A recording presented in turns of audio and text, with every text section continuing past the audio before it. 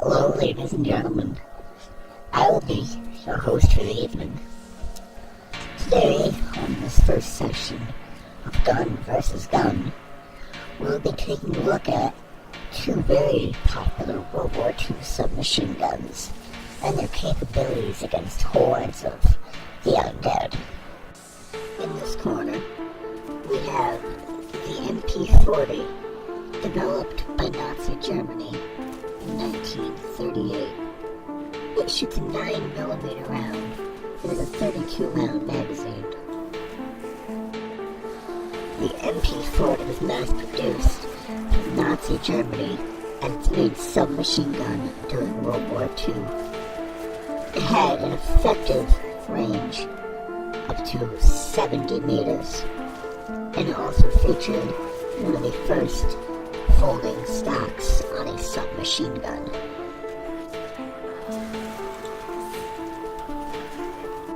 But the Germans' machine pistol had a more than formidable foe.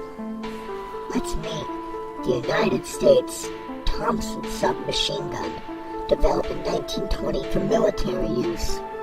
It saw action in World War II and the Korean War. There were some variants of the Thompson submachine gun, such as the 1928 Chicago typewriter, an infamous gun for Chicago gangsters such as Al Capone and Pretty Boy Floyd.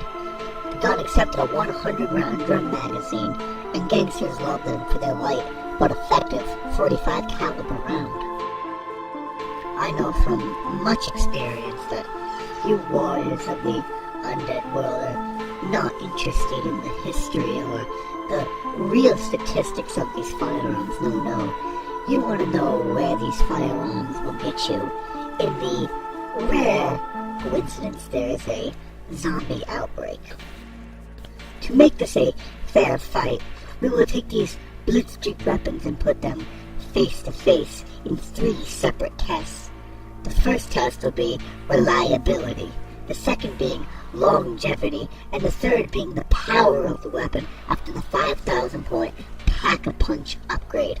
The first test, reliability, will determine what gun will keep you alive when you are face to face with the undead. This includes accuracy, stopping power, reload speed, and extra ammunitions.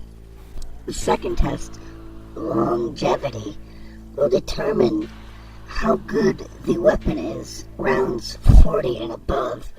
The pack-a-punch test will determine what weapon has its reliability and longevity improved the most by the 5,000 point pack-a-punch upgrade.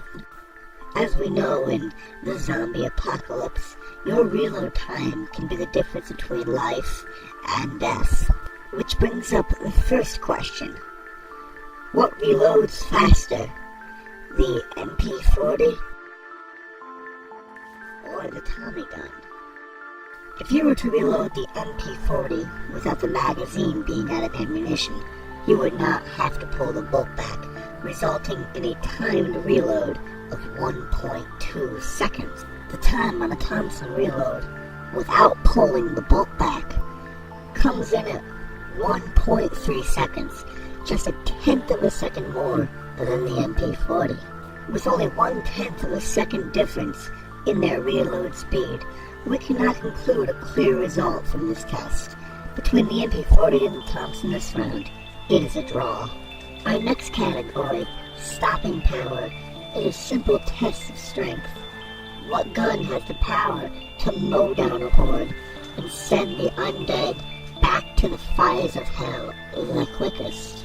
One advantage of the MP40 is that it can create headshots very easily, resulting in points that are much needed on some maps.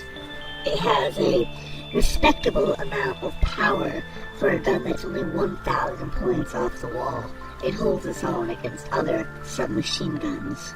The MP40 has one disadvantage in this battle though, a significantly slower rate of fire than the Thompson.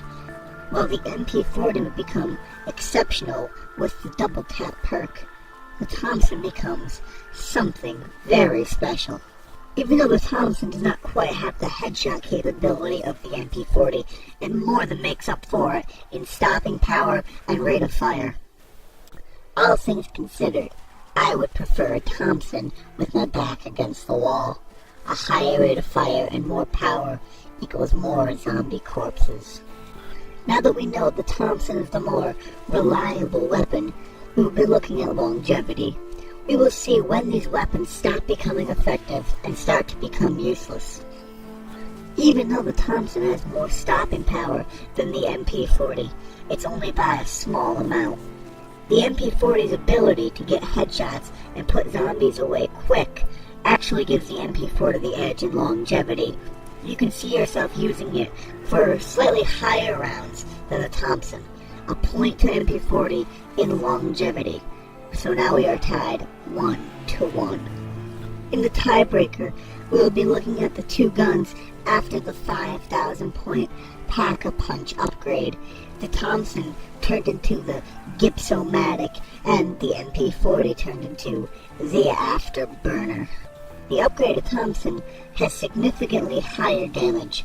The magazine size is almost doubled, and the rate of fire is increased. Not only is the Gipsomatic a vast improvement over the Thompson, it is truly one of the greatest weapons to grace the zombie levels. But the Afterburner is no laughing matter. An increased rate of fire and a double magazine makes the MP40 upgrade a very dangerous weapon.